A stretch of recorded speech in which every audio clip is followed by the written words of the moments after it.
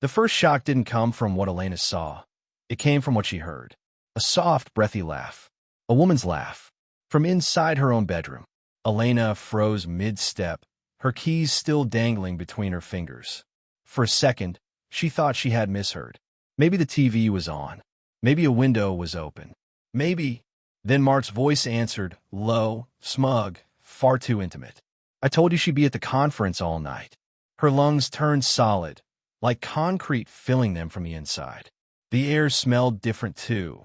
Her vanilla candle wasn't the only scent. There was expensive perfume in the air. Something floral, sharp, unfamiliar. Elena didn't remember walking to the bedroom door. She didn't even remember opening it.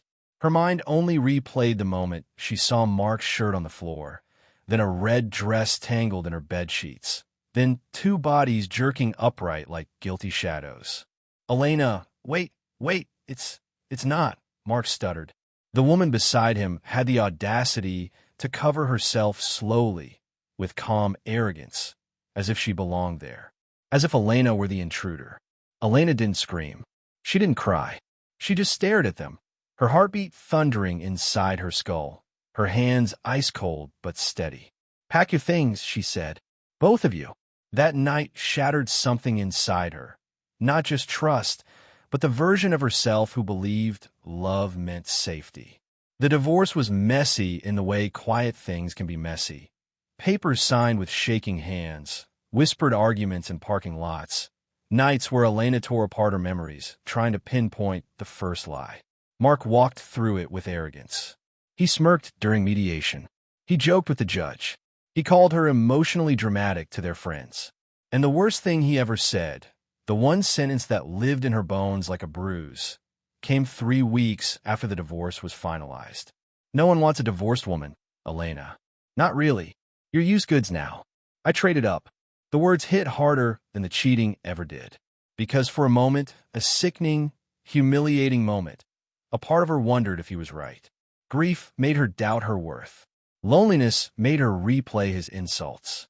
Silence made her question every memory, wondering if she had missed obvious signs. But the human heart, even shattered, tries to heal. She found small anchors. Morning walks, new books, late night, takeout, eaten alone, but quietly peaceful. And eventually, she found the courage to confront the world again, starting with a lawyer named Dr. Ryan Malik, the man who handled the financial end of her divorce. He saw her differently from the first day, not as a victim, not as broken, but as someone who had survived something heavy, someone who still had depth, humor, softness. One evening as they reviewed final paperwork, he looked at her a beat too long. You're stronger than you think, he told her softly, and she felt something unfamiliar flicker inside her, the first spark of wanting to feel wanted. Meanwhile, Mark's victory high didn't last. His new girlfriend, Mia, the woman in the red dress, turned out to be a storm in disguise, beautiful, impulsive, always wanting more. Mark worshipped her at first, calling her an upgrade, flaunting her like a prize he didn't deserve but insisted he did. But Mia grew bored with him quickly.